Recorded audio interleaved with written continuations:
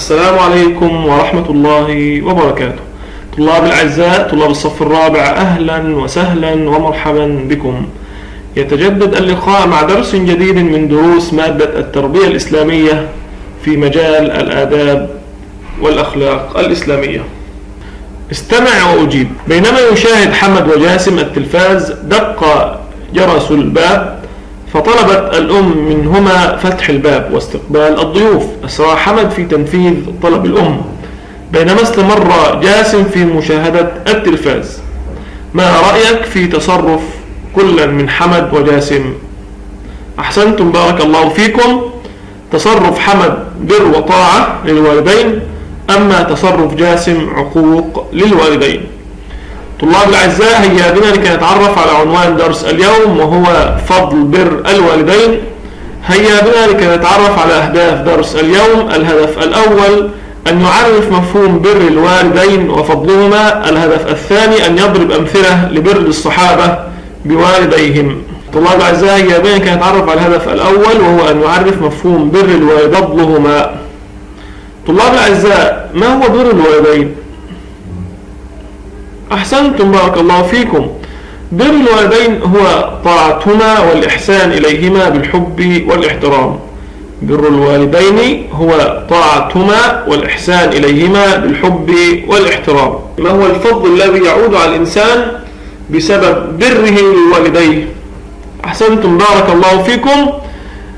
أول شيء أن الله عز وجل أمر بالإحسان إلى الوالدين، وجعل طاعتهما وحسن صحبتهما سبب لدخول الجنة، لأن ذلك من أعظم العبادات والواجبات.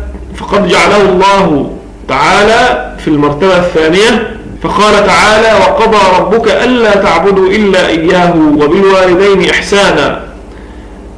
أيضا نحن والدينا لأنهما سبب وجودنا في الحياة وسبب سعادتنا، وأيضا يقومان على رعايتنا وتربيتنا وتوفير ما نحتاج إليه من مسكن ومأكل ومشرب وتعليم. والله عز وجل أمرنا بالدعاء لهما، قال: وقل رب ارحمهما كما ربياني صغيرا. طلاب الأعزاء، هيا بنا لفتح الكتاب صاد 125. السؤال يقول: أكمل ما يأتي. بر الوالدين هو، أحسنتم، بارك الله فيكم، هو طاعتهما والإحسان إليهما بالحب والاحترام. طلاب الأعزاء، هيا بنا لفتح الكتاب صاد 124. السؤال يقول: اختر الإجابة الصحيحة من بين البدائل.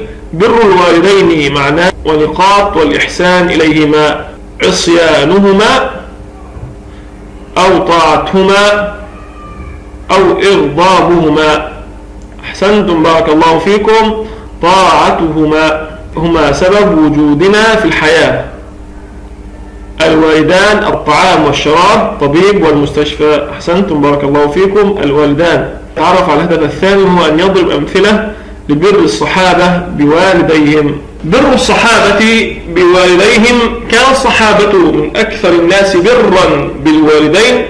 ومن قصص بر الصحابة بوالديهم أن الصحابي الجليل أبا هريرة رضي الله عنه كان بر والدته ويشفق عليها بدعوتها لدخول الإسلام، وهي ترفض. وذات يوم قالت في النبي صلى الله عليه وسلم قولا أحزنه، فلم يغضبها بقول أو فعل برا بهما وإرضاء لربه، وذهب يبكي عند النبي صلى الله عليه وسلم وطلب منه أن يدعو لها بدخول الإسلام، فدعا النبي صلى الله عليه وسلم لها واستجاب الله له ودخلت الإسلام. طلاب الأعزاء، هيا بنا لفتح الكتاب صاد 124. السؤال يقول: كان أصحاب الرسول صلى الله عليه وسلم أقل برا بالوالدين أكثر برا بالوالدين، لا يبرون الوالدين. أحسنتم، بارك الله فيكم.